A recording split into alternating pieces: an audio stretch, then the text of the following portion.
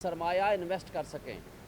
मैं सवाल ये करता हूँ कि अपने मुल्क में अपने लोगों के सरमाए को महफूज करने के लिए ज़रूरी इंग्रेडिएंट्स क्या हैं, ज़रूरी लवाजमात क्या हैं। सबसे पहला लाजमी जुज़्व है कानून की हुक्मरानी, इंसाफ का निज़ाम दुरुस्त करना, जमहूरियत को सही मानों में जमहूर के फ़ैसले को तस्लीम करना, हक़ के हुक्मरानी अवाम का तस्लीम करना, आइन की बालादस्ती पे यकीन रखना। तो ये हैं वो बुनियादी जुज़्व और बुनियादी लवाजमात जिसके लिए अगर एक इन्वेस्टर है जिसके पास पैसे हैं तो वो यहाँ इन्वेस्टमेंट करेगा।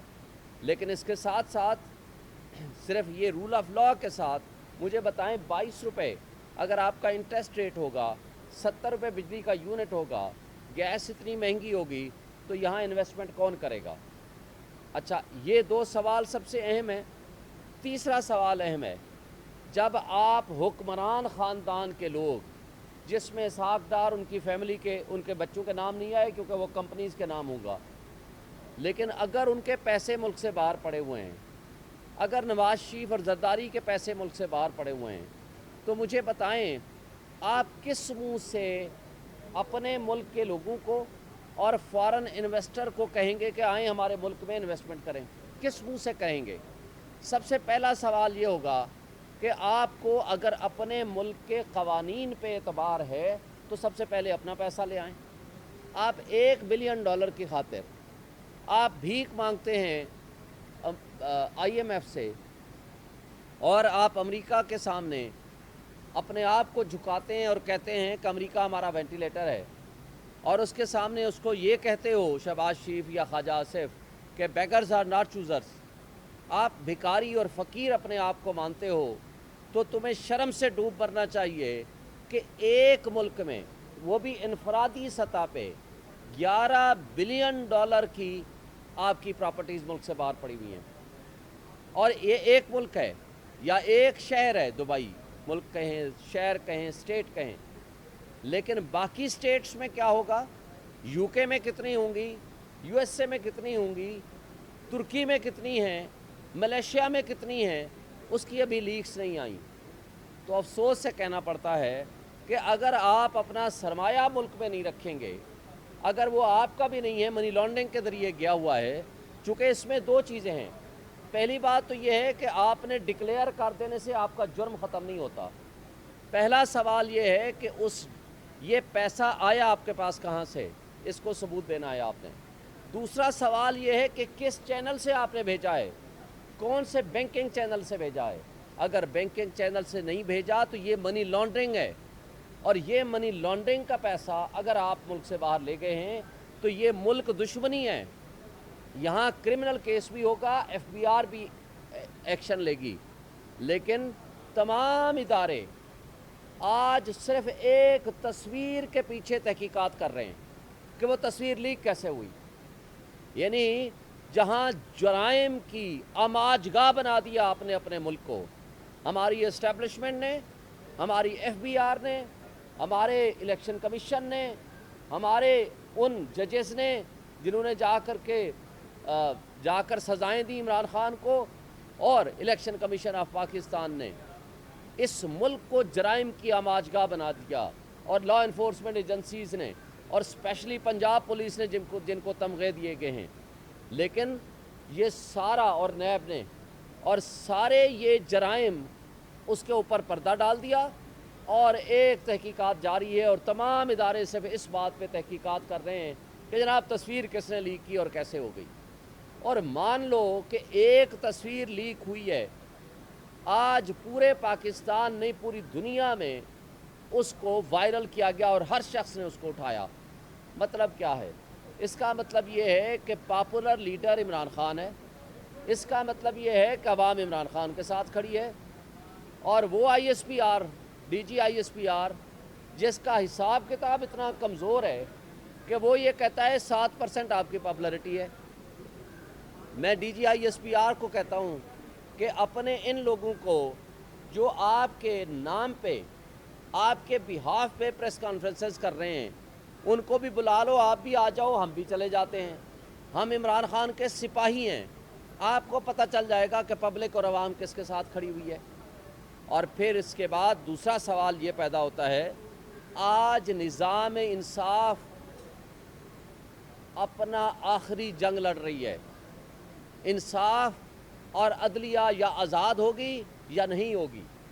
اور میں سلام پیش کرتا ہوں ایسی عدلیہ پہ، ان 6 معزز جج صاحبان پہ جنہوں نے خط لکھا، اور آج پاکستان کے تمام ہائی کورٹس نے اور لوور جوڈیشری نے سپریم کورٹ میں لکھ کے دیا ہے کہ ہمارے انصاف کے راستے میں سب سے بڑی رکاوٹ ہمارے انٹیلیجنس ایجنسیز ہیں، اور اگر ہم ان کی بات نہ مانیں تو ان کو زندگی لائف تھریٹس ملتی ہیں. تو یہ سب سے بڑا میں سمجھتا ہوں اس وقت مجرمانہ فعل ہے. اور اس کے ساتھ یہ جو مسنگ پرسن ہے، لوگوں کو اٹھا لو. پچھلا جو 1 سال ہم نے طوفان بدتمیزی دیکھا کہ پولیٹیکل ورکرز کو اٹھا لو، سول سوسائٹی کے لوگوں کو اٹھا لو، پی ٹی آئی کے لوگوں کو اٹھاؤ، جا کر کے پولیٹیکل پارٹیز تبدیل کراؤ، اور وہ ظلم و تشدد جو ہمارے لوگوں نے برداشت کیا، اور جس کی مثال آپ نے 3 دن پہلے دیکھی، وہ احمد فرحاد کو اٹھا لیا. اس کا جرم صرف اتنا ہے کہ وہ سوال کرتا ہے، وہ شاعر بھی ہے، وہ سوال کرتا ہے اپنی شاعری کے ذریعے کہ جو سوال کرے اس کو اٹھا لو. تو اس نے سوال کیا، اسی کو ہی اٹھا لیا گیا. تو میں کہتا ہوں کہ خدا کے لیے اس ملک پہ ترس کھاؤ، اس ملک کی جڑیں کھوکھلی نہ کریں، اس ملک میں رول آف لا آنے دیں. آج آپ کے ملک میں اگر میکسیمم انویسٹمنٹ 1 سال میں آتی ہے 1.3 بلین ڈالر کی آتی ہے. سنگاپور میں جو آپ کے لاہور شہر کا 1/3 جتنا ملک ہے، سنگاپور میں 140 بلین ڈالر کی انویسٹمنٹ آتی ہے. مسئلہ کیا ہے؟ مسئلہ صرف یہ ہے ان کے پاس کوئی وسائل نہیں ہیں سوائے ایک بات کے، وہاں قانون کی حکمرانی ہے.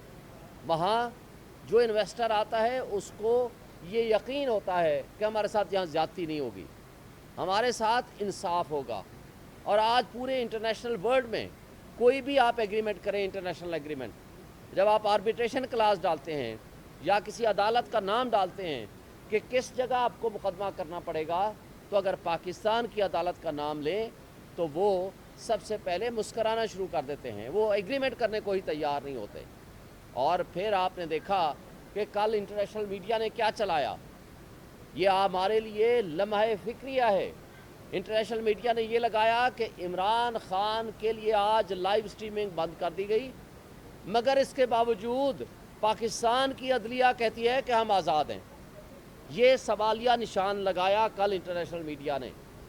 اور پھر آپ نے دیکھا ایک دن کے اندر، صرف ایک دن کے اندر، 24 گھنٹے کے اندر جن لوگوں نے پریس کانفرنسز کی ان کے میں نام پڑھتا ہوں: اٹارنی جنرل عطا تارڑ، اعظم نذیر تارڑ، فیصل واڈا، طلال چودھری، کامران ٹیسوری، مصطفیٰ کمال، صادق افتخار، دانیال چودھری، اون چودھری. میں یہ سوال کرتا ہوں کہ ججز کے خلاف یہ پریس کانفرنسز بالترتیب ان لوگوں نے کی ہے. سوال یہ ہے کہ یہ کس کی ایما پہ کر رہے ہیں؟ کیا یہ ایک کوئنسیڈنس ہے یا کسی کی ایما ہے؟ یہ جن کی ایما پہ کر رہے ہیں، میں ان سے سوال کرتا ہوں کہ خدا کے لیے اب ملک پہ ترس کھائیں. اس سے پہلے کہ آزاد کشمیر والا ماحول یہاں بنے، اس سے پہلے کہ لوگ اپنے حقوق کے لیے اٹھ کھڑے ہوں، اس سے پہلے کہ پرامن عوامی انقلاب جو 8 فروری کو آیا تھا آپ نے اس کو روک دیا زبردستی، فارم 47 کی ریجیکٹڈ لوگوں کو فارم 47 کی پیداوار بنا کے یہاں آپ نے ریجیکٹڈ لوگوں کو مسلط کر دیا، اور جن کو عوام ریجیکٹ کر چکی ہے، اور ان کے خلاف اور آپ کے خلاف اٹھ کھڑے ہوں.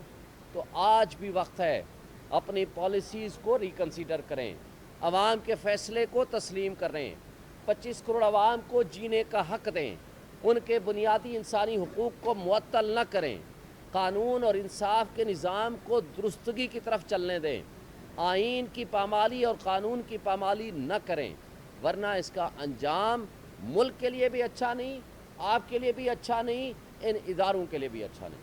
شکریہ. شیخ صاحب بتائیے گا کہ فیصل واڈا صاحب کو عدالت میں طلب کیا، اور کل ایک پروگرام میں وہ کہہ رہے تھے کہ میں نے ایک پریس کانفرنس کی ہے، لیکن تحریک انصاف کے رؤف حسن صاحب اور دیگر ہیں، وہ عدالتوں کے خاص کر قاضی فائز کے اوپر اتنی بڑی تنقید کرتے ہیں، ان کو 100 ووٹر نہیں ملتا، مجھے مل گیا۔ دیکھیں یہ قاضی صاحب نے خود ہی یہ فیصلہ کیا ہوا ہے کہ اگر آپ کو کسی ایک جج پہ یا کسی شخص پہ اعتراض ہو تو اس کا نام لے کے آپ اعتراض کر سکتے ہو۔